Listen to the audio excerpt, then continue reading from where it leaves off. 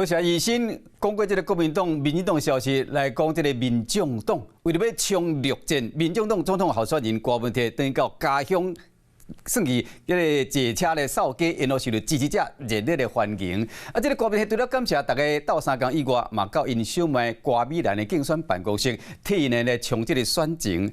针对国民党副总统候选人赵少康接受专访的时，重申讲支持联合政府，表示讲若当选的邀请郭文摕甲郭台铭做伙讨论内阁的人事。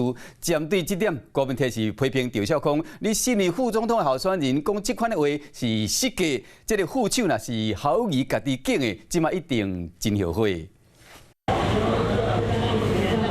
就是要大家知影讲，郭文摕回来到厝，机关过来伫咧话，郭文摕嘛亲身上场。真侪民众早就伫咧路口长摊，看到郭文摕本人经过，欢喜甲一直噗噗跳的机遐，就是要亲嘴替伊画加油。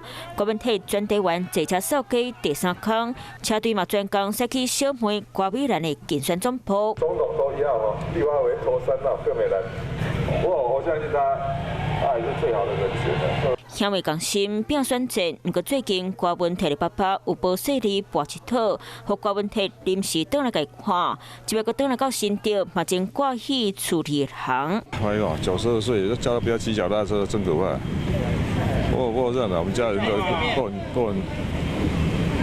他有他的想法。抵抗律师大选剩无90天，国民党副总统候选人赵少康专访时，衷心支持联合政府，讲若当选会邀请郭文摕和郭台铭同齐讨论内阁人事。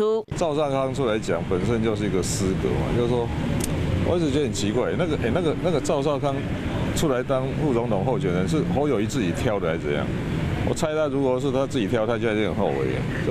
他每天讲的话都不是，总统要讲的话怎么都是一个副总统候选人每天一直跳出来一直在讲啊。国民党写出善意，郭文摕无收落来，总统选战要行家己的路。